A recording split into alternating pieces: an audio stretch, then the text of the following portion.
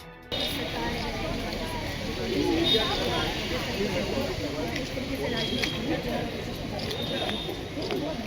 कि यह आंदोलन केवल डॉक्टर्स का आंदोलन नहीं है, यह आम जनमानस का आंदोलन अब बन गया, यह आम आवाम का यह आंदोलन बन गया और इसलिए इस पर कठोर से कठोर कार्रवाई होनी चाहिए।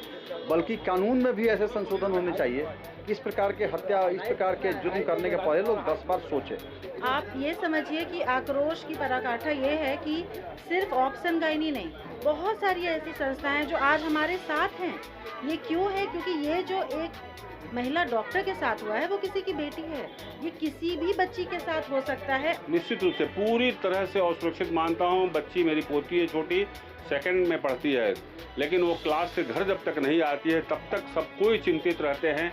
बेटी जब तक घर नहीं आ जाए, बहू जब तक घर नहीं आ जाए, तब तक हर घर का व्यक्ति चिंतित रहता है। आज समाज की यही स्थिति है। नमस्कार, सिटी लाइव में आप सभी का स्वागत है। मैं हूं आपके साथ शिल्पा सिंह और इस वक्त मैं मौजूद हूं धनबाद के गांधी सेवा सदन में, जहां बहुत सारे डॉक्टर्स एक साथ एकजुट हुए हैं। एक इंसिडेंट हुई थी कोलकाता में आरजी कर मेडिकल हॉस्पिटल में, जहां एक दर्दनाक वाकया हुआ था 31 साल की बच्ची के साथ, जो वो मेडिकल कॉलेज में वहां पे काम कर रही थी, वो कार्यरत थी, वहां पे काम कर रही थी और उस डॉक्टर के साथ एक दर्दनाक हादसा होता है जिससे ये सारे डॉक्टर्स आज आक्रोशित हैं। उनके दुष्कर्म को आज 30 दिन बीत गए हैं, उनके साथ दुष्कर्म हुआ और उसके 30 दिन बीत जाने के बावजूद आज तक कोई कार्रवाई नहीं हो पाई है, जिसके एवज में, जिसके विरोध में आज ये विरोध प्रदर्शन, ये जितने भी डॉक्टर्स हैं वो एकजुट हुए हैं। Dhanbad society of obs and gynae के जितने भी डॉक्टर्स हैं वो यहाँ एकजुट हुए हैं गांधी सेवा सदन में। आइए जानते हैं, आईएमए के भी सदस्य यहाँ पे मौजूद हैं, उनसे भी जानने की कोशिश करेंगे, उनसे भी जानने का प्रयास करेंगे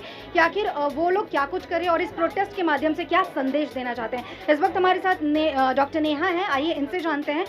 मैम, आप लोग यहाँ पे जितने भी Dhanbad society of obs and gynae के डॉक्टर्स हैं सब एकजुट हुए हैं और एक विरोध प्रदर्शन किया जा रहा है आरजी कर मेडिकल हॉस्पिटल में, जो घटना एक डॉक्टर के साथ हुई। क्या कुछ कहना चाहते हैं आप और कितना आक्रोश अभी इस वक्त आप लोगों के हृदय में, क्योंकि 30 दिन बीत गए हैं और कोई कार्रवाई नहीं हुई? आप ये समझिए कि आक्रोश की पराकाष्ठा ये है कि सिर्फ ऑप्शन गायनी नहीं, आईएमए, रोटरी, जो केमिस्ट एंड ड्रग एसोसिएशन है, इनर व्हील, बहुत सारी ऐसी संस्थाएं जो आज हमारे साथ हैं। ये क्यों है? क्योंकि ये जो एक महिला डॉक्टर के साथ हुआ है वो किसी की बेटी है, ये किसी भी बच्ची के साथ हो सकता है। अपने कार्य क्षेत्र में ये होना, ये एक बहुत बड़ा एक क्वेश्चन मार्क है on the safety and security of hospitals, which is a matter of state. The state has to look to it कि हेल्थ और सेफ्टी सिक्योरिटी। तो आक्रोश बहुत ज़्यादा है और हमें जस्टिस चाहिए। तो ये पूरा जो एकजुट हुए हैं हम लोग सिर्फ जस्टिस के लिए, सरकार से क्या मांग कर रही हैं आप? बहुत सारी मांगे हैं जो ऑलरेडी हम लोगों ने महामहिम राष्ट्रपति जी को पीएमओ ऑफिस में और जो मिनिस्टर्स हैं उनको भेजा है, जिसमें कि फास्ट ट्रैक कोर्ट का गठन हो, 30 दिनों के अंदर इसमें चार्जशीट दाखिल होनी चाहिए, 100 दिनों के अंदर में ये जो भी इस तरह के केसेस होते हैं बिना किसी अवकाश के, इन सब का रिजल्ट आना चाहिए। और प्लस बहुत चेंजेस हमें रूट लेवल पे भी करना होगा, जैसे नैतिक शिक्षा बहुत ज़रूरी है और इस तरह के लोग जो संलिप्त पाए जाते हैं इस तरह के केसेस में, उन्हें डेफिनेटली कैपिटल पनिशमेंट हम मांग करते हैं कि उन्हें फांसी की सज़ा मिले। यहाँ पर हमारे साथ आईएमए के भी प्रेसिडेंट सर हैं, इनसे भी बात करेंगे और जानने की कोशिश करेंगे, क्योंकि सब ये जिस तरीके की घटना एक वर्क प्लेस पे हो रही है, कितने आक्रोश, आप कह सकते हैं कितने आक्रोशित हैं या कितने दुखी हैं, कितने हतप्रभ हैं आपकी इस तरीके की घटना वर्क प्लेस पे होती है एक डॉक्टर के साथ? बहुत ज़्यादा दुखित है पूरा, ना ही चिकित्सक समाज बल्कि पूरा समाज जो है इससे बहुत शोक ये है, दुखित है। और जिस तरह से टाल मटोल की स्थिति है, जिस तरह से राजनीतिक संरक्षण उनको मिल रहा है दोषी अपराधियों को, ये बहुत ही दुखद बात है। पूरा 1 महीना बीत जाने के बाद भी न्याय कुछ नज़र नहीं आ रहा है और इस कारण से, क्योंकि देखिए हमारा जो पेशा है वो मुख्य रूप से वो समाज सेवा का है और सेवा अगर हम निर्भीक होकर के और जहाँ पर कि हमें अच्छा वातावरण नहीं मिले तो बहुत ही मुश्किल होगा हमें काम करने में। क्योंकि हमारे जो डॉक्टर्स हैं, यंग गर्ल्स हैं, चाहे जो भी हो, जिनको कि रात भर हमें 24 घंटे, हमारा कोई टाइम लिमिट भी नहीं होता है। कभी आप ऐसा देखेंगे कि 24 घंटे 36 घंटे, वो जो अभिया जिसका हुआ वो भी 36 घंटे से ड्यूटी पे थी। तो जहाँ पर कि जो सुविधा नहीं हो और कम से कम सुरक्षा की व्यवस्था नहीं हो, एक वर्क प्लेस में इस तरह का जघन्य अपराध होना, ये बहुत ही दुखद बात है। तो सुप्रीम कोर्ट से आज एक फैसला आता है कि जो भी डॉक्टर्स जो सत्याग्रह पे हैं या जो काम पे नहीं लौटे हैं उन्हें वापस लौटना होगा, नहीं तो उनके ऊपर अनुशासनहीनता को लेकर कोई कार्रवाई की जाएगी। इस पर क्या कुछ कहना चाहेंगे आप? ये सबसे वही बात है कि एक सॉफ्ट टारगेट माना जाता है मेडिकल प्रोफेशन को। तो सबसे ये बात है कि भाई आप अपना काम तो करें, हम तो अपना काम कर ही रहे हैं। कोई भी ऐसा इमरजेंसी काम बंद नहीं है। हम लोगों ने जब पूरे देश में जब एक कार्य बहिष्कार का ये किया था, इमरजेंसी हर जगह चल रहा है और अभी भी ओपीडी भी बहुत जगह शुरू है, लेकिन हमारा विरोध प्रदर्शन जो है अपना ये है, हर जगह चल रहा है ओपीडी। तो हमारा जो विरोध प्रदर्शन, हम अपनी वेदना को तो जरूर हम ये कर, इसमें तो हमारा अभिव्यक्त कर सकते हैं, इसमें तो किसी का ये नहीं होना चाहिए। आप क्यों नहीं इसमें जल्दी से फास्ट ट्रैक या जैसे भी सुविधा हो, एक जो आतंकवादी है उस पर इसके लिए रात में सुप्रीम कोर्ट खुलता है और रात में न्यायिक सुनवाई होती है, तो ये इस तरह की घटना में 1 महीने बीत जाने के बाद क्यों नहीं न्याय मिलेगा? सर, आपको क्या लगता है जो आजकल एक प्रचलन सा बढ़ गया है कि जब भी इस तरीके की कोई भी इंसिडेंट होती है तो हम कैंडल मार्च निकाल लेते हैं और उसके बाद सारी चीज़ें फिर से अगर हम निर्भया का भी केस देखें तो वहाँ पे भी इस तरीके के जो विरोध प्रदर्शन की बात नो डाउट मिलती है, लेकिन हमें विरोध प्रदर्शन की ज़रूरत क्यों पड़ती है? क्यों सरकार इस तरीके से जागरूक नहीं हो पाती है? इस पर क्या कुछ कहना चाहेंगे? और इंडियन मेडिकल एसोसिएशन इस पर क्या कुछ पहल करने वाला है? इंडियन मेडिकल एसोसिएशन पूरे देश में एक सेंट्रल प्रोटेक्शन एक्ट की मांग कर रहा है, क्योंकि मेडिकल प्रोटेक्शन एक्ट है जो कि हमारे देश में लगभग 26 राज्यों में ये लागू है। लेकिन ये दुर्भाग्य की बात है कि झारखंड में कई बार हम लोगों ने अप्रोच किया और कई बार हम लोगों ने देखा कि वो अंतिम स्थिति में आश्वासन मिल रहा है कि ये सब ठीक है, हो जाएगा, लेकिन आज तक वो नहीं हो पाया। तो जब तक हमारा ये मानना है कि जब तक हमें एक अच्छा सुरक्षित वातावरण नहीं मिलेगा, हमारा काम करना बहुत ही मुश्किल है। क्या लगता है आपको कि बंगाल सरकार और कानून व्यवस्था जो है वो बहुत शिथिलता से काम कर रहा है? बिल्कुल शिथिलता से, और इसमें साफ झलक रहा है कि इसमें राजनीतिक संरक्षण प्राप्त है दोषियों को, साफ दिख रहा है। नहीं तो क्या बात है कि एक राज्य सरकार और केंद्र सरकार न चाहे तो ये क्यों नहीं कर सकते? ऐसा क्यों? थैंक यू सर, हमसे बातें करने। हमारे साथ डॉक्टर नीतू साहब हैं, हम उनसे भी बात करेंगे, उनसे भी जानने का प्रयास करेंगे कि ये क्या कुछ कहना चाहती है, क्योंकि एक ऐसा इंसिडेंट होता है और न सिर्फ एक डॉक्टर के साथ, ये किसी भी महिला के साथ हो सकता है। ये बीइंग अ लेडी और बीइंग अ डॉक्टर, ये क्या कुछ कहना चाहती हैं इस पूरे मामले पर? क्या कुछ कहना चाहेंगी मैम? आरजीकर मेडिकल हॉस्पिटल में घटना को तो सभी जानते हैं, दोबारा दोहराने की ज़रूरत नहीं है। इतनी जघन्य हत्या और इस तरह से बलात्कार हुआ है। पर सबसे दुखद बात मुझे क्या लगती है, एक डॉक्टर के साथ, केवल डॉक्टर महिला ही नहीं, केवल ड्यूटी के समय जो हुआ है, ये बहुत ही दुखद बात है। अक्सर लोग महिलाओं पे कमेंट कर ही देते हैं कि वो वहाँ घूम क्यों रही थी, उसके साथ गई क्यों थी, ये कपड़े क्यों पहनी हुई थी। इन चीज़ों को दूर रख के अगर एक ड्यूटी डॉक्टर अगर सेफ नहीं है तो और समाज में और महिलाएं कहाँ सेफ रहेंगी? एक जिस अस्पताल को हम लोग एक अपना मंदिर की तरह मानते हैं, 24 घंटे वहाँ रहते हैं, उस जगह में अगर इस तरह की हरकत होती है तो दिल बिल्कुल मतलब दहला देने वाली है। आप भी एक महिला है, खुद को कितना सुरक्षित पाती हैं? मैं मानती हूँ कि अब तो हम लोग एक दूसरी तरह के माहौल में आ गए हैं, अपने एक घर पे रहते हैं, प्राइवेटली रहते हैं, फिर भी डर तो लगता ही है। बच्चे हैं और भतीजियाँ हैं, जो नई जनरेशन है जो कि अस्पतालों में, बड़े अस्पतालों में वर्क कर रहे हैं, उनके लिए कितना खतरा है। मेडिकल कॉलेजेस में बच्चे हैं, उनके लिए कितना खतरे की बात है। बहुत सोचने वाली बात नहीं है मैम कि एक सेवा का कार्य है, डॉक्टर जो सेवा कर रहा है, चिकित्सक जो दूसरों भगवान का डॉक्टर की कम्युनिटी से कुछ ऐसे लोग मतलब और एडमिनिस्ट्रेशन से लोग सवाल पूछ रहे हैं कि रात में क्या कर रही थी। आप पूछिए डॉक्टर से, हर डॉक्टर जानता है कि रात को 2 बजे 3 बजे किसी भी समय वो उठ के चल देता है, उसे बुलाया जाता है, एक कॉल आता है हॉस्पिटल से और वो दौड़ भागता है, सोचता ही नहीं है कि क्या पहना हुआ है, क्या किया हुआ है, दौड़ भागता है कि अरे पेशेंट को कोई दिक्कत हो रही। कभी उसने अपनी सेफ्टी का तो सोचा ही नहीं। वो बेचारी सोचिए 36 घंटे ड्यूटी कर रही थी, सीनियर थी, फिर भी उसने वो 2 कमरे उन लड़कों को दे दिए और खुद अपने जाके सेमिनार रूम में सो गई थके हुए। तो ये तो एक डॉक्टर की प्रवृत्ति होती है कि वो किसी भी समय तैयार रहता है। मेडिकल कॉलेज के प्रिंसिपल पर भी बहुत सारे चार्जेस लग रहे हैं, उस पर क्या कहना है? मैं मानती हूँ कि उसे ठीक है, वो चार्जेस सही हैं। गुनाहगार तक पहुँचने के लिए अगर ये जांच की ज़रूरत है तो ज़रूरत है, और आगे चल के कहा जाता है कि 2-3 साल से उन पे चल रहा था, ये बोला जा रहा था और ये सब। पर मुझे लगता है कि कहीं मेन इंसिडेंट से इसे भटकाने की ये कोशिश है। जो मेन इंसिडेंस हुआ अभी उस पर ध्यान देना चाहिए। पर हाँ, हो सकता है कि प्रिंसिपल का कहीं कोई रोल हो, जैसा लग रहा है जिस तरह से उन्होंने बातों को छुपाने की कोशिश की, देर में आए, तो इसलिए ये भी जांच ज़रूरी है। लेकिन वित्तीय अनियमितताओं को इस समय छोड़ के जो मेन जो मुद्दे से भटकिए और इवन इसको राजनीति का रंग भी देके, हो सके तो राजनीति से भी ऊपर उठ के केवल एक महिला सुरक्षा, एक डॉक्टर की सुरक्षा, समाज में महिलाओं की सुरक्षा, और काम करने समय औरतों को जितना बढ़ावा दे रहे हैं कि बेटी बचाओ बेटी पढ़ाओ, वहाँ पे आप बेटी को भी बचाइए भी पढ़ाइए भी, ये एक हम लोगों की। क्या लग रहा है राज्य सरकार और केंद्र सरकार भी इसमें दोषी है, क्योंकि वो किसी तरीके का कोई एक्शन नहीं ले पा रहे जैसा एक्शन उन्हें लेना चाहिए? हाँ, ये मैं तो ज़रूर मानूंगी कि कहीं ना कहीं तो राज्य सरकार केंद्र सरकार के टसल में कहीं ना कहीं जस्टिस में डिले हो रहा है। Justice delayed is justice denied, कुछ ना कुछ तो हो रहा है, एक दूसरे पे दोषारोपण हो रहा है, लेकिन सच पे तो अभी तक कोई नहीं पहुंच पाया। Thank you so much. आप कुछ कहना चाहिए? मैं आम नागरिक हूँ, मैं भी कहना चाहती हूँ जिस हिसाब से ये केस हो रहा है, कांड हो रहा है कहीं भी, अब क्या हो रहा है, बच्चे लोग डर रहे हैं। हम लोग के हर घर में ये देखा जाता था कि हर बच्चे, मैं डॉक्टर बनूंगी, मम्मी, हर खास करके लड़कियां लोग में ये जज्बा रहता है कि मम्मी मैं डॉक्टर बनूंगी। लेकिन अब जिस तरह से हो रहा है ये कांड, हर बच्चे, हर लड़की ये बोला मैं कैसे मैं बनूँ मैं डॉक्टर बने। लेकिन पहले क्या था कि हर घर से एक बच्ची क्या डॉक्टर बनना चाहती थी। सबसे पहले क्या कहना चाहेंगी जो सरकार है, जो राज्य सरकार है, जो केंद्र सरकार है, या जिस तरीके से इसको एक तरीके से राजनीतिक रूप देने की कोशिश की जा रही है, इस पर क्या कहना चाहिए? ये तो बहुत गलत है, ये नहीं होना चाहिए। ये दोनों चीज़, अगर डॉक्टर भी अगर अपना बैठ जाएंगे, वो भी अगर नहीं काम करेंगे, पेशेंट सब, लेकिन यहाँ पे यूनिटी चाहिए। सबसे बड़ी हम लोग भी चाहें कि डॉक्टर लोग के साथ दे, और डॉक्टर लोग को भी ये चाहिए, ठीक वो कर रहे हैं, लेकिन अगर पब्लिक ही नहीं डॉक्टर लोग का साथ देगा तो वो क्या कर सकते हैं। डॉक्टर तो भगवान लोग माना जाए। बहुत बहुत शुक्रिया हमसे बात करने। जी हाँ, आप देख सकते हैं किस तरीके से प्रोटेस्ट हो रहा है और किस तरीके से डॉक्टर्स जो हैं वो नारे लगा रहे हैं। और Dhanbad society of obs and gynae जो है वो आज एकजुट हुए। तो आज जितने भी डॉक्टर्स हैं वो सारे डॉक्टर्स एकजुट हुए और एकजुट होकर इन्होंने जस्टिस के लिए आवाज़ उठाई।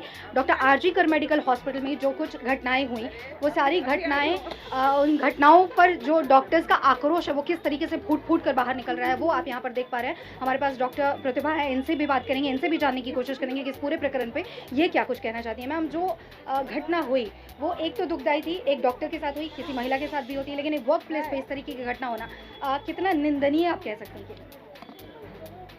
इससे निंदनीय घटना की हम कल्पना नहीं कर सकते हैं।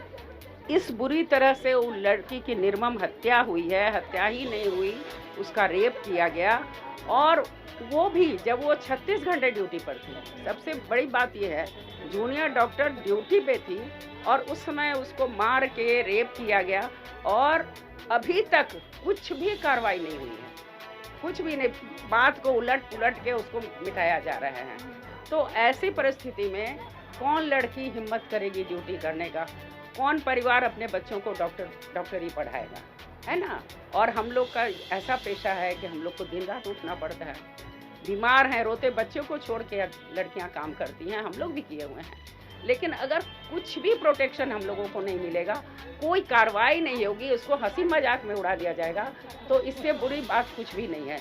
इस जघन्य अपराध के बाद क्या कुछ मांग आप करती हैं सरकार से, क्योंकि सरकार का जो रवैया है वो बिल्कुल शिथिल सा दिख रहा है? पहली मांग तो ये है कि जो अपराधी है उसको फांसी हो। जितने भी लोग उससे जुड़े हुए थे सबको कड़ी से कड़ी सजा मिले, कि वो लोग हिम्मत नहीं कर सके इसमें सहयोग करने का, और भविष्य में इस तरह की घटना की पुनरावृत्ति न हो। सुरक्षा के दृष्टिकोण से क्या कुछ चाहेंगे? सुरक्षा के दृष्टिकोण से हम यही चाहते हैं, पहले तो समाज को बदलना है और हर जगह प्रोटेक्शन मिलना चाहिए। पहले तो हमारा ऐसा पॉलिसी होना चाहिए कि इसका नौबत ही नहीं आए, लेकिन हर तरह के व्यक्ति हैं तो हर जगह प्रोटेक्शन होना चाहिए। कुछ ऐसा इमरजेंसी बिल होना चाहिए, कुछ ऐसा कॉल होना चाहिए कि एक बार उसको रिंग किया जाए और पूरा समाज जुट जाए या प्रोटेक्शन वाले जुट जाएं और उसको तुरंत वहीं पर पकड़ा जाए। तो हम लोग प्रोटेक्शन के पुख्ता इंतजाम किए कुछ पुख्ता इंतजाम किया जाए और ऐसी घटना ही न हो, इस तरह का कुछ हो ही नहीं।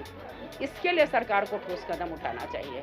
और अभी जो हो गया उसको तो भाई सजा मिलनी ही चाहिए। जब तक उसको सजा नहीं मिलेगी हम लोग रुकने वाले नहीं हैं। जिस तरीके से मैम ने बताया कि एक बीइंग अ डॉक्टर ये अपने आप को सुरक्षित महसूस नहीं करती और ये आवाज़ जो है वो और बुलंद होती जा रही है। आपसे जानना चाहूँगी कि एक समाज, स्वस्थ समाज में हम लोग रहते हैं और इस समाज के हम सभी अंग हैं, तो सामाजिक तौर पे क्या कुछ होना चाहिए? क्योंकि एक डॉक्टर के साथ जो घटना हुई वो तो हुई, लेकिन ये घटना किसी आम महिला के साथ भी हो सकती है, उनके लिए क्या कुछ कहना चाहिए? देखिए, आज ये इस कांड के बाद भी आज भी एक दो जगह ऐसे ऐसे कांड हुए हैं, 3 साल की बेटी, 8 साल की बेटी, 12 साल के, मतलब आजकल इंसानियत में डर है ही नहीं। तो इससे हमको ही लगता है कि सरकार को कुछ ऐसा ठोस कदम, मतलब हम तो सरकार को ही बहुत ज़्यादा बोलेंगे कि उनको ही ऐसा कोई रूल बनाना चाहिए, कोई ऐसा संशोधन लाना चाहिए कि जिसमें किसी की हिम्मत ही ना हो कि हम ऐसा कोई सोचे ही नहीं। कुछ ऐसा वो इंतजाम करना चाहिए सिक्योरिटी का कि फास्ट ट्रैक, जैसे देखिए उरी में हुआ था, मोदी जी ने तुरंत एक्शन लिया, उसी तरह यहाँ पर भी कुछ ऐसा एक्शन होना चाहिए, कुछ ऐसे ठोस कदम उठाने चाहिए सरकार को कि ये इस तरह का लोग सोचे ही नहीं कि हम करें। आज हम लोग 10 जगह जाते हैं, कई जगह हम लोग, अगर हम लोग सुरक्षित नहीं रहेंगे तो हम लोग देश कैसे चलेगा। मैम आपसे जानना चाहूँगी इस तरीके के विरोध प्रदर्शन से क्या कुछ फ़ायदा होता है, क्योंकि आजकल एक चलन सा हम कहें कि वो हो गया है कि कैंडल मार्च हम निकालते हैं, हम विरोध प्रदर्शन करते हैं, हम प्रोटेस्ट करते हैं, लेकिन सरकार के कानों तक हमारी बात नहीं पहुंच पाती। तो क्या हमें विरोध प्रदर्शन से आगे बढ़कर कुछ एक्शन लेने की ज़रूरत है? ये जो हम लोग का है ये पहला कदम है आगे बढ़ने का, क्योंकि आज हम ही नहीं कर रहे हैं। हमारा फॉक्सी जो है, फेडरेशन ऑफ सनगानी सोसाइटी ऑफ इंडिया, हर जगह आज के दिन ये सत्याग्रह आंदोलन चला है और ये तब तक चलता रहेगा जब तक इस पे सरकार कोई कार्रवाई नहीं करेगी। जहाँ तो आपने सुना कि डॉक्टर प्रतिभा किस तरीके से कह रही हैं कि एक डॉक्टर का जो पेशा होता है वो पेशा ही ऐसा है कि ये सेवा भाव है, और सेवा भाव से ऊपर उठकर ही वो लोग सेवा को ही सर्वोपरि मानते हैं, और सेवा को लेकर ही वो लोग अपने धर्म को मानते हुए उनका यही कहना है कि किसी भी हालत में डॉक्टर जो है वो अपने पेशे से विमुख नहीं हो सकता, और चाहे कुछ भी हो, कि आंधी चले तूफान चले कुछ भी हो, लेकिन उन्हें अपने काम पर लौटना ही होता है, काम करना ही होता है। यहाँ पर हमारे साथ धनबाद विधायक राज सिन्हा जी हैं, आइए इनसे बात करेंगे, जानने की कोशिश करेंगे कि इस तरीके के डॉक्टर्स के एसोसिएशन के साथ यही इस वक्त यहाँ पर मौजूद हैं, इनसे जानने का प्रयास करेंगे कि ये जो जघन्य अपराध हुआ है इस पर ये क्या कुछ कहना चाहते हैं और क्या कुछ एक्शन लेने की ज़रूरत है सरकार को भी। सर, जिस तरीके का अपराध हुआ उससे हर कोई वाकिफ़ है, हर कोई जानता है कि ये जघन्य अपराध है, बावजूद इसके उस तरीके का, जिस तरीके का निर्भया के साथ कांड हुआ था और उसके बाद फास्ट ट्रैक कोर्ट्स बने थे, तो ऐसा लगा था कि इसकी पुनरावृत्ति अब नहीं होगी। उसके बावजूद एक डॉक्टर के साथ उसके वर्क प्लेस पर इस तरह का जघन्य अपराध होता है, और बावजूद उसके 30 दिन बीत जाने के बाद भी किसी तरीके का कोई कड़ा एक्शन दिखाई नहीं दे रहा। इस पर क्या कुछ कहना चाहिए? नहीं, अभी देखिए राज्य सरकार से तो उम्मीद बेमानी, क्योंकि उम्मीद तो लोगों को ये थी कि बंगाल एक ऐसा राज्य है जहां मातृशक्ति की पूजा होती है, देवी दुर्गा, देवी काली, प्रधानता से उनकी पूजा होती है, और लोग मानते हैं कि बंगाल में नारी बहुत सुरक्षित होंगी। और वैसे भी जबकि वहाँ पे एक महिला मुख्यमंत्री हो, ममता बनर्जी, जो अपने आप को बड़ा साधारण रूप में पेश करती हैं कि बहुत हम जन जन के सब लोगों के साथ हैं, लेकिन इस प्रकार के हरकत हुए और इस प्रकार का जघन्य अपराध हुआ, इस प्रकार का कुकृत्य हुआ, और 1 महीना गुजर गया, अभी तक कुछ ठोस पहल नहीं हुआ है। लेकिन मुझे सीबीआई पे और न्यायालय पे भरोसा है, लेकिन चूंकि राज्य सरकार का असहयोगात्मक रवैया है, इसके वजह से थोड़ा सीबीआई को परेशानी हो रही है, थोड़ा समय लग रहा है, लेकिन मुझे विश्वास है कि सीबीआई जब लग गई है तो दूध का दूध, पानी का पानी होगा।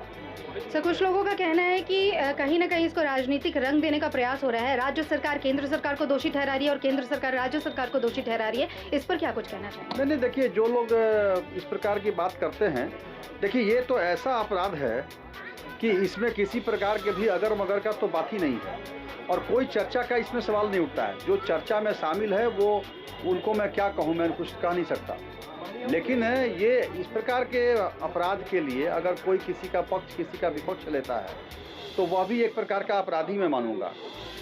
एक मत से यह आंदोलन केवल, मैंने पहले भी कहा कि यह आंदोलन केवल डॉक्टर्स का आंदोलन नहीं है, यह आम जनमानस का आंदोलन अब बन गया है, यह आम आवाम का यह आंदोलन बन गया, और इसलिए इस पर कठोर से कठोर कार्रवाई होनी चाहिए, बल्कि कानून में भी ऐसे संशोधन होने चाहिए कि इस प्रकार के हत्या, इस प्रकार के जुर्म करने के पहले लोग 10 बार सोचें। सर, कितना दुखद लगता है आपको ये सोचकर कि हाँ, इस तरीके की घटना जो है वो भारत जैसे देश में होती है, और उसके बाद हमें कैंडल मार्च निकालने की ज़रूरत पड़ती है, हमें विरोध प्रदर्शन करने की ज़रूरत पड़ती है, हम सुरक्षित महसूस नहीं करते जो आज महिलाएं, क्योंकि अभी हम इस तरीके की सदी में प्रवेश कर चुके हैं जहाँ महिलाएं भी काम कर रही हैं, वो स्वच्छंद नहीं है, वो आज़ाद महसूस नहीं करती खुद को। कितना दुखदाई लगता है आपको? नहीं, बहुत दुखदाई है।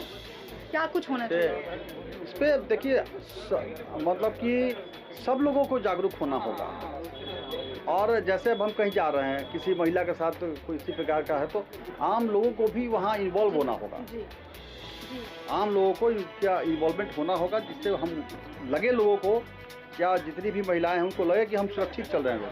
जी हाँ, इन्होंने एक बहुत अच्छी बात कही अभी कि जिस तरीके से ये कह रहे हैं कि आम लोगों को बहुत ज़्यादा जागरूक होना होगा, क्योंकि अगर किसी तरीके की घटना किसी महिला के साथ होती है तो जो आम आसपास के लोग होते हैं वो कहीं ना कहीं तमाशबीन बनकर सारी चीज़ों को देखते रहते हैं या फिर वहाँ से साइड हट जाने में ज़्यादा भलाई समझते हैं, क्योंकि उन्हें लगता है कि वो किसी कानूनी पचड़े में ना फंस जाएं। ये एक बहुत ही दुखदायी स्थिति इस वक्त हम कहें कि भारत की है, क्योंकि जब भी जघन्य अपराध होता है तो जितने भी लोग होते हैं वो तमाशबीन बनकर देखते रहते हैं या फिर बोलना उचित नहीं समझते, क्योंकि शायद हमारी कानून व्यवस्था भी है वो भी उतनी सुदृढ़ नहीं है, वहाँ पे भी कमियां हैं जिसकी वजह से इस तरीके का लोग जो हैं वो इस तरीके की चीज़ें करते हैं। यहाँ पर हमारे साथ बियाडा के अध्यक्ष हैं, इनसे भी जानने की कोशिश करेंगे कि सर, जिस तरीके का घटना होता है और इस तरीके का जघन्य अपराध होता है और इस जघन्य अपराध के बाद डॉक्टर्स को सत्याग्रह करना पड़ता है, आंदोलन करना पड़ता है, मूवमेंट्स चलाने पड़ते हैं, तब जाके कानून की नींद खुलेगी, ये कितना दुखदायी लगता है? निश्चित रूप से आरजी कर मेडिकल कॉलेज की जो घटना घटी है उसके बाद तो सरकार को खुद इतना एक्शन में आ जाना चाहिए कि जनता क्या चाहती है, समाज क्या चाहता है, उस दिशा में उनको सार्थक पहल करना चाहिए था। लेकिन आज जनता सड़कों पर है और कानून बनाने वाले चैन की नींद सो रहे हैं। अभी राष्ट्रपति, महामहिम राष्ट्रपति जी ने भी कहा कि अब बहुत हो गया। यह इससे पता चलता है कि देश का प्रथम व्यक्ति कितना चिंतित है। तो सरकार को सिर्फ उस एक लाइन पर कॉग्निजेंस लेना चाहिए था और जो भी सुझाव, जो भी छिद्र हैं पहले से 374 और 354 और 376 में जो कानून बने हुए हैं उसमें जो भी छिद्र हैं जिसका फ़ायदा अपराधी उठाता है, उन तमाम छिद्रों को बंद किया जाना चाहिए था। पिछले दिनों मैंने महामहिम राष्ट्रपति जी को एक पत्र लिखा है जिसमें मैंने 11 सुझाव उनको दिया है। पहला है कि जितने ऐसे कांड होते हैं यौन उत्पीड़न के, उसका सब सीबीआई जांच दिया जाए। दूसरा, 30 दिन के अंदर इन्वेस्टिगेशन कंप्लीट होना चाहिए। 100 दिन के अंदर इसका ट्रायल कंप्लीट होना चाहिए और सज़ा सुना दिया जाना चाहिए। और इस 100 दिन के अंदर स्पेशल कोर्ट गठित हो उस अपराध के लिए, उस अपराधी के लिए, और इसमें कोई छुट्टी नहीं हो, कोई संडे मंडे नहीं, कुछ नहीं। और ज़रूरत पड़े तो 2 पाली में न्यायालय चले, 2-2 पाली में, लेकिन 100 दिन के अंदर जजमेंट आए और मुख्य आरोपी को फांसी से कम सज़ा नहीं होनी चाहिए। तब जाके समाज में इसका असर पड़ेगा। और जो ही सज़ा दे दिया जाए जिस व्यक्ति को, उसके मौलिक अधिकार, कानूनी अधिकार, संवैधानिक अधिकार समाप्त हो जाने चाहिए। कोई चुनाव नहीं लड़ सकता है, कोई, और उसके जितने भी मौलिक अधिकार हैं सब चीज़ होनी चाहिए। जेल में भी उसे सेल में रखा जाना चाहिए, सेल में, किसी व्यक्ति के साथ नहीं, अकेला। और कोई पेरोल, जब तक वो जेल में रहे कोई पेरोल नहीं मिलना चाहिए, क्योंकि हम लोगों ने देखा है राम रहीम इसी मामले में बंद है, यौन उत्पीड़न और हत्या के मामले में, और 200 दिन से अधिक उसने पेरोल का उपयोग किया है। यह मजाक है कानून के साथ। ऐसे हत्यारे को भी, यदि ऐसे समाज का अपराधी है जो समाज का कलंक है, उसको पेरोल, किस बात का पेरोल? तो कानून में ये खामियां हैं, ये बंद होनी चाहिए। तब इसका असर समाज में नीचे तबके पर धीरे धीरे देखने को मिलेगा। एक दिन में आमूलचूल परिवर्तन नहीं होगा, लेकिन कानून जब कड़ा होगा और उसका शिकंजा जब कड़ा होगा कानून का, तब अपराधियों में खौफ पैदा होगा, तब इसका असर पड़ेगा। बार बार आप कानून को और कड़ा करने की बात कह रहे हैं, क्या आप ये जिस तरीके का अभी प्रचलन चल रहा है, क्या ये कहा जा सकता है कि राज्य सरकार और केंद्र सरकार एक दूसरे पर दोषारोपण कर रहे हैं और बहुत ही शिथिलता से काम हो रहा है, जिसकी वजह से आज 30 दिन बीत गए और किसी तरीके का कोई एक्शन धरातल पर दिखाई नहीं दे रहा? ये जो है फेंका फेंकी, ये नहीं होना चाहिए। केंद्रीय कानून बना दीजिए ना। हम क्यों यूपी के लिए उन्नाव की घटना घटे तब अलग कानून बनाएं, फिर यूपी पर दबाव डालें, और बंगाल में हो तो बंगाल सरकार पर दबाव डालें, और बदलापुर में हो तो महाराष्ट्र सरकार पर दबाव डालें? क्या जरूरत है? केंद्रीय कानून लाया जाए, पूरे देश पर स्वतः लागू हो जाएगा, चाहे असम हो, चाहे मणिपुर हो, चाहे नागालैंड हो, चाहे मेघालय हो, बिहार, झारखंड, आसाम, कहीं भी सब पर लागू हो जाएगा। जैसे आईपीसी, सीआरपीसी एविडेंस बदलाव आया ना, पूरे देश में स्वतः लागू हो गया, वैसे ही केंद्रीय कानून लाए और पूरे देश के हर सीमा पर अपने आप लागू हो जाएगा। क्या लगता है आपको, इतनी लेट लतीफी की वजह क्या है? केंद्र सरकार कोई कड़ा रुख क्यों नहीं अख्तियार कर पा रही है? या जनता और कानून बनाने के वाले के बीच में जनता की जरूरत क्या है और कानून बनाने वाले जो बैठे हैं उसमें गैप, हमारी क्या जरूरत है उनको समझ नहीं है। तो हम बिना मतलब ही कहते हैं कि महिलाएं सुरक्षित है भारत में, महिलाएं आज़ाद है भारत में, ये तो बिना मतलब के कहने के लिए है। ये सिर्फ कहने की बातें रह गई है। हर व्यक्ति, हर महिला, हर घर परिवार जब 4 साल की बच्ची और सुरक्षित है। बदलापुर की घटना हमें सोचने पर विवश करता है कि स्कूल जाने वाली बच्चियां भी यदि सुरक्षित नहीं है, कोई घर सुरक्षित नहीं है। आपके भी घर की कुछ महिलाएं भी हैं जो डॉक्टर्स के पेशे में हैं। इस तरीके की वर्क प्लेस पे घटना हुई है एक डॉक्टर से। आप कितने डरे हुए, सहमे हुए हैं, या आप कितना खुद को या अपने परिवारजनों को असुरक्षित मानते हैं? निश्चित रूप से पूरी तरह से असुरक्षित मानता हूँ। बच्ची मेरी पोती है छोटी, सेकंड में पढ़ती है, लेकिन वो क्लास से घर जब तक नहीं आती है तब तक सब कोई चिंतित रहते हैं। बेटी जब तक घर नहीं आ जाए, बहू जब तक घर नहीं आ जाए, तब तक हर घर का व्यक्ति चिंतित रहता है। आज समाज की यही स्थिति है और इसको दूर करने के लिए केंद्रीय कानून लाया जाए। एक समाज सेवी के तौर पे आप क्या कुछ संदेश देना चाहेंगे, क्योंकि हम यही कह सकते हैं कि धनबाद की महिलाएं या फिर पूरे भारत देश की महिलाएं जो है वो सुरक्षित तो बिल्कुल नहीं है, तो समाज सेवी के तौर पे आप क्या कुछ संदेश देना चाहेंगे महिलाओं को? पहला तो ये देना चाहता हूँ, हर व्यक्ति जिम्मेवारी समझे इसको, और कहीं भी महिला अगर लगे कि इसके साथ कुछ अनहोनी या कुछ लग रहा है कि कुछ मनचले लोग घूम रहे हैं या कोई आपराधिक किस्म के लोग हैं, तो हर व्यक्ति की जिम्मेवारी है उस बच्ची की पहले सुरक्षा करे और इसके लिए उसको जो भी कीमत चुकानी पड़े तो चुकाने के लिए तैयार है। हमारे पूर्वजों ने बहुत कीमत चुकाई है, तब हमको आज़ादी में सांस लेने का मौका मिला है। आज फिर उस मुकाम पर यदि खड़ा है तो हर व्यक्ति को, हर भाई को, हर को चिंता होना पड़ेगा, तब समाज को हम बचा पाएंगे। क्या लगता है कानून का भी इसमें कहीं ना कहीं जो रुख है वो बहुत गलत होता है, जिसकी वजह से जनता जो है वो सामने नहीं आ पाती? रूप से कानून का भय होना चाहिए, कानून का भय नहीं है। और इसका सबसे बड़ा उदाहरण है कानून बनाने वालों में कुछ 40% दागी अपराधी सजायाफ्ता पहुंच गए हैं। हम किससे उम्मीद करें? 46% ADR का जो रिपोर्ट है 18वीं लोकसभा में 40% दागी अपराधी सजायाफ्ता हैं और हम उसी से उम्मीद कर रहे हैं। दुर्भाग्य है ये। हम कानून बनाने के लिए उसी पर दबावदार हैं जो खुद अपराध की दुनिया से आए हैं। वो किस कारण से भी सफल हो गए, लेकिन आज वो कानून बनाने वालों की श्रेणी में पहुंच गए हैं। ये दुर्भाग्य है देश का। बहुत बहुत शुक्रिया हमसे बातें करने के लिए। जी हाँ, तो जैसा कि आपने सुना, यहाँ पर हम विजय झा जी को सुन रहे थे जिन्होंने बताया कि किस तरीके से घटना हो रही है और दुर्घटना, ये जो जघन्य अपराध होता है, इसके अपराध के बावजूद 30 दिन बीत गए, कोई एक्शन नहीं लिया गया। कहीं ना कहीं लोग हताश भी हो चुके हैं और इस तरीके के एक्शन लेने की उम्मीद जो है वो केंद्र सरकार और राज्य सरकार से लोगों की थी कि राज्य सरकार या केंद्र सरकार फिलहाल एक दूसरे पर छीटाकसी करने पर तुले हुए हैं, एक दूसरे को दोषारोपण कर रहे हैं और कोई भी कड़ा एक्शन जो है वो नहीं लिया जा रहा है, जिसकी वजह से अपराधियों का मनोबल हम कहें वो बढ़ता जा रहा है और इस तरीके के अपराध जो हैं उसकी पुनरावृत्ति होती है। फिलहाल समाज सेवी विजय झा जी ने जो कहा कि कहीं ना कहीं हम अपने लेवल पे अगर कुछ सुधार कर सकते हैं तो वो बस इतना कर सकते हैं कि जो भी महिलाएं या लड़कियां अगर सड़कों पर चल रही हैं और अगर आपको अंदेशा हो जाता है कि इसके साथ कुछ गलत, आप तो गलत ना ही करें, लेकिन अगर अंदेशा हो रहा है कि कोई उनके साथ कुछ गलत कर सकता है तो कृपया उनके साथ चलें और कानून का खौफ जो है वो कहीं ना कहीं खत्म होना चाहिए। IMA ने भी बहुत कड़े एक्शन लेने की बात कही है। उनका भी ये कहना है कि कड़े जो नियम है वो बनने चाहिए। कड़े नियम अगर बन जाएंगे तो आपराधिक गतिविधियां जो हैं वो कहीं ना कहीं कम हो जाएंगी। और ये सारी बात तो कानून की हुई, लेकिन कहीं ना कहीं सामाजिक लेवल पे भी हमें और आपको मिलकर कहीं ना कहीं लड़कियों के लिए एक सुरक्षा बल बनना होगा, ताकि एक सपोर्ट सिस्टम बनना होगा, ताकि इस तरीके की जो घटना है वो समाज में ना हो और जो हो रही है उनके लिए कड़े कानून बनाने की बहुत आवश्यकता है।